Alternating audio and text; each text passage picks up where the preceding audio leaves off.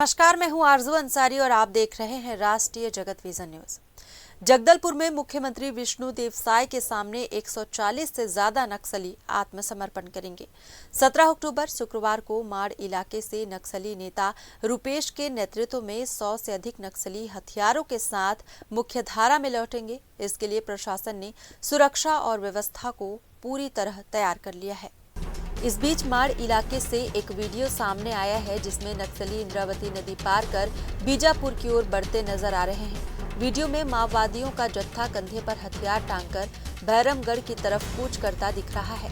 बताया जा रहा है कि उत्तर पश्चिम सब जोनल प्रभारी रुपेश की अगुवाई में करीब 140 से ज्यादा माओवादियों ने आत्मसमर्पण के लिए भैरमगढ़ की ओर कदम बढ़ा दिया है।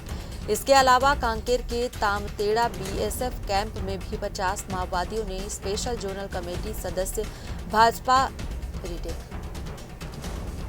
इसके अलावा कांकेर के तामतेड़ा बीएसएफ कैंप में भी 50 माओवादियों ने स्पेशल जोनल कमेटी सदस्य भास्कर मंडावी की अगुवाई में बुधवार को आत्मसमर्पण किया।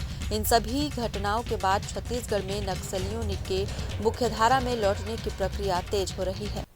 फिलहाल इस खबर में बस इतना ही। देश प्रदेश की खबरों से अपडेटेड रहने के लिए हमारे चैनल को सब्सक्राइब करें और नए खबरों के नोटिफिकेशन के लिए बेल आइकॉन जरूर दबाएं। नमस्कार।